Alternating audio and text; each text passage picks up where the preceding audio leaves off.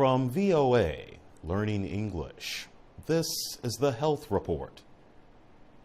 When people hear a scream, they usually respond quickly. But why are screams so useful in warning us of danger? New research helps to explain why screaming is disturbing and useful. People of all cultures and languages hear the same thing in a scream: fear. David Popple is a neuroscientist at New York University. He wondered why screams are recognized in the same way by people all around the world. He and his colleagues recorded screams from movies and from volunteers.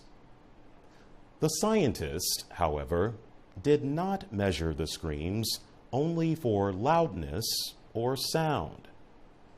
Instead, they measured how quickly the sounds in the scream changed in volume.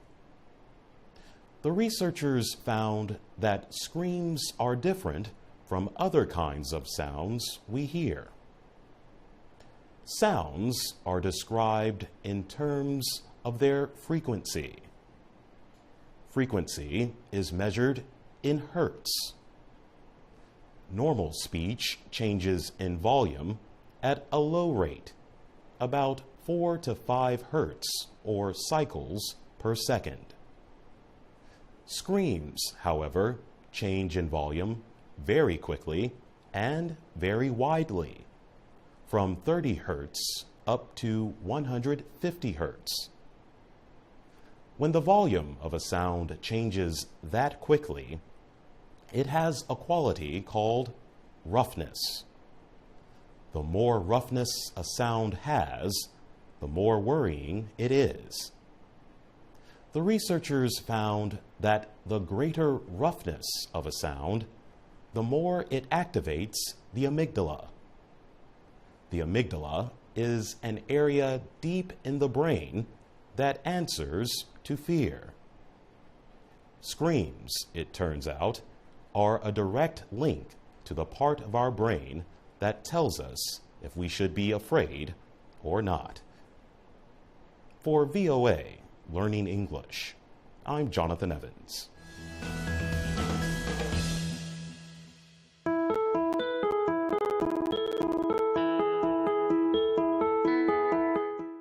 From VOA Learning English, this is the Health Report. Ancient people knew that some kinds of clay had healing qualities. They put clay on their skin to cover wounds. They also used the natural rock or soil material to treat stomach problems. Now, American researchers may have discovered how some clays work as a medicine that could fight some infections. Blue clays are found in volcanic areas of the world. Linda Williams is a clay and mineral scientist at Arizona State University in Tempe. She and her research team found the clay was effective against some pathogens. Pathogens are bacteria and viruses that cause disease. In laboratory tests, they saw how a blue-colored clay is effective against MRSA. MRSA is a sometimes deadly bacterial infection that does not respond to antibiotics.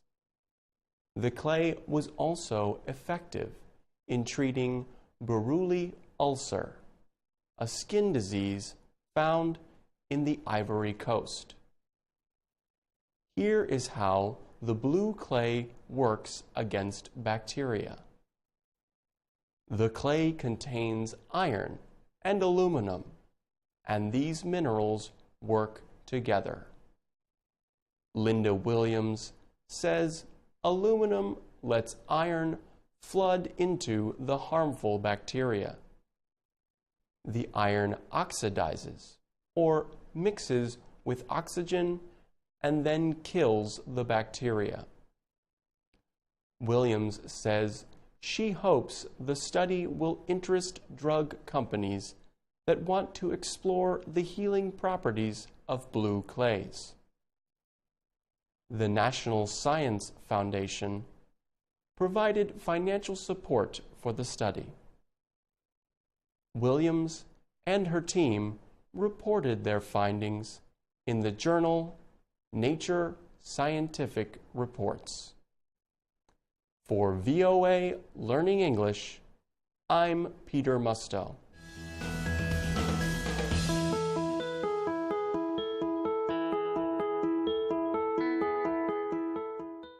From VOA Learning English, this is the Health Report.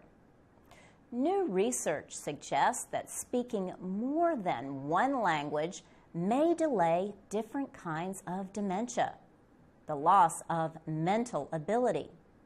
In fact, researchers say speaking two languages appears to be more important than education in defending against dementias. A study in India examined the effect of knowing more than one language in delaying the first signs of several disorders.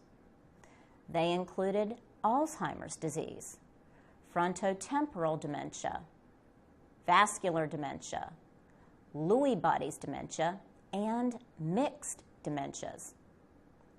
Researchers studied nearly 650 people whose average age was 66.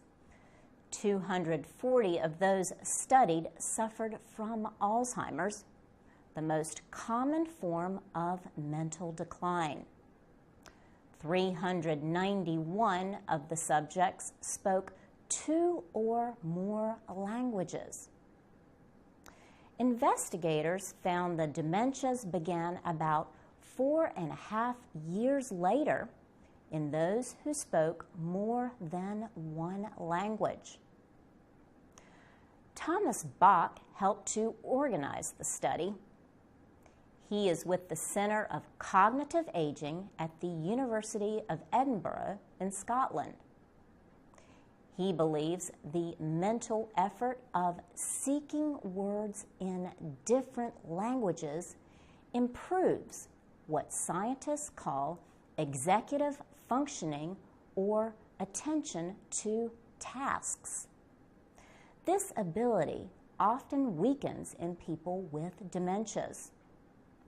Researchers found there was no extra gain in speaking more than two languages.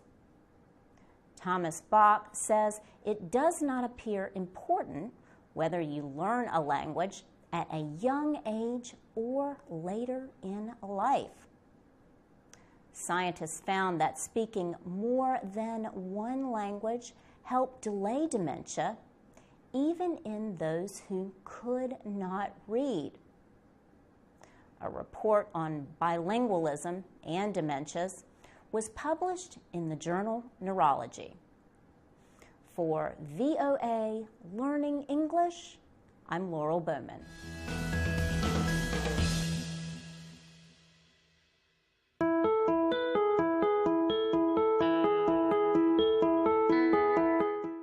From VOA Learning English, this is the Health Report. Ashanti Matai came to the United States from Sri Lanka in the early 1990s.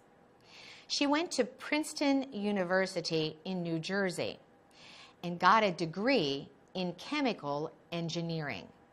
Then she went to Stanford Business School in California.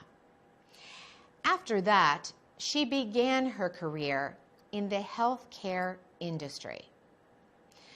4 years ago, Ashanti Matai was visiting Sri Lanka for her job.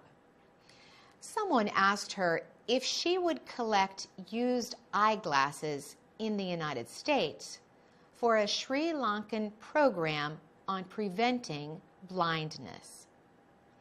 She learned that many people in the country have vision problems that go untreated because of the high cost of eye care services.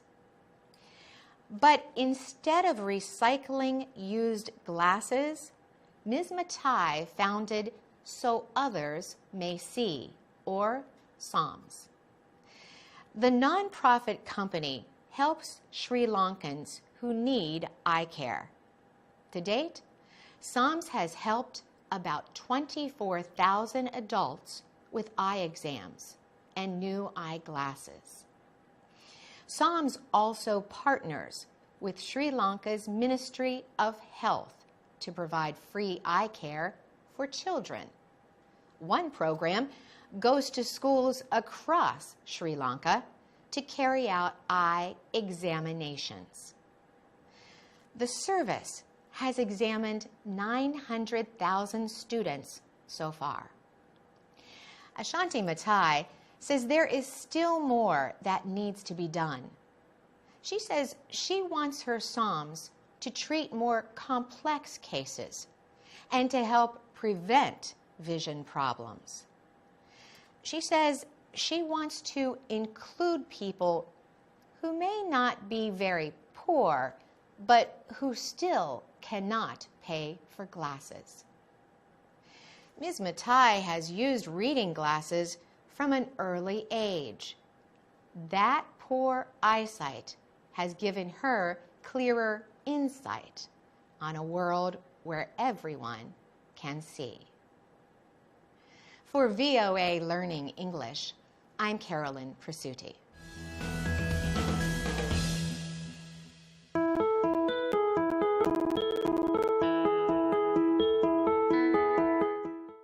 From VOA Learning English, this is the Health Report. A new study in Korea found that night owls, people who stay up late, face a greater risk of developing diabetes than larks, people who wake up early. Researchers said this was true even when they slept the same number of hours. The study found that people who go to bed well after midnight develop more health problems than people who go to bed early. Orfeo Buxton studies the human brain and nervous system in the Division of Sleep Medicine at Harvard Medical School. Mr. Buxton was not involved in the Korean study, but he says that the relationship between sleep and disease has to do with the human body clock. He says the body prepares for activities linked to time of day. He says humans shut down as night comes on, so eating at that time can have unwanted results, like weight gain around the body's middle.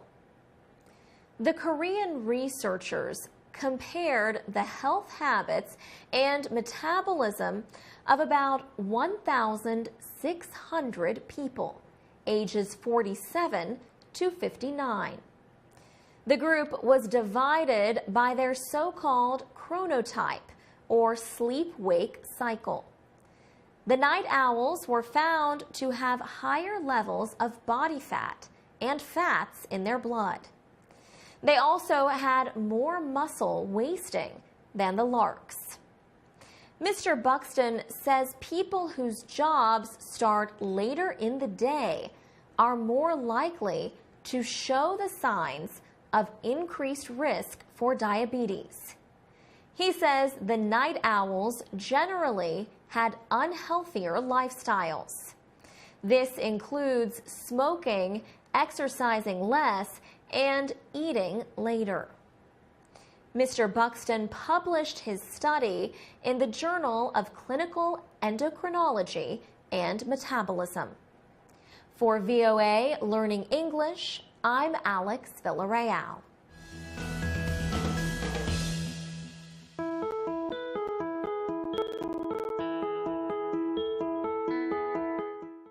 From VOA Learning English, this is the Health Report.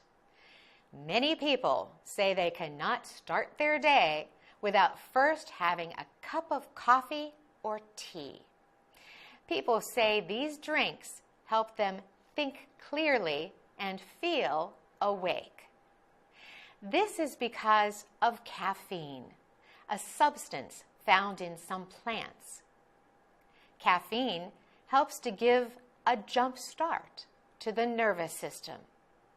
Now, a report says it may also improve long-term memory. The report was published in the journal Nature Neuroscience. Mike Yasa is with the University of California in Irvine.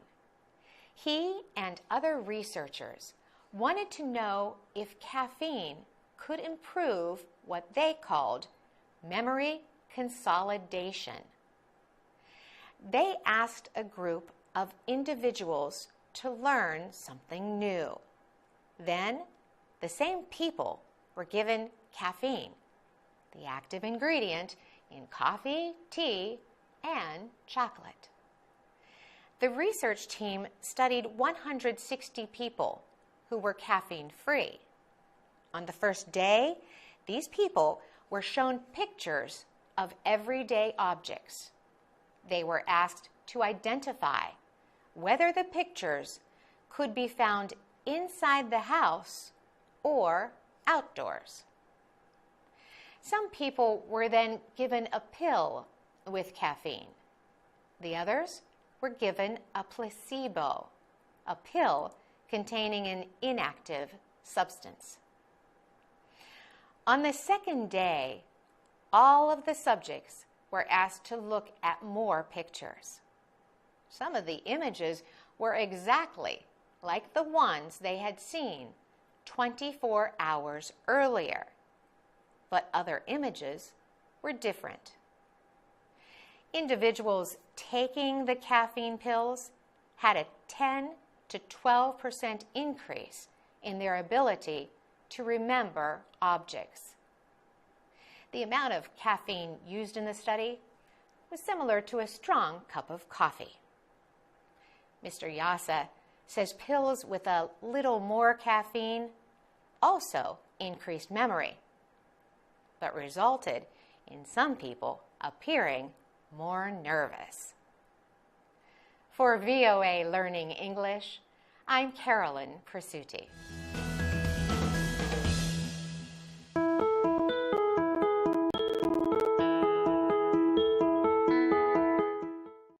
From VOA Learning English, this is the Health Report.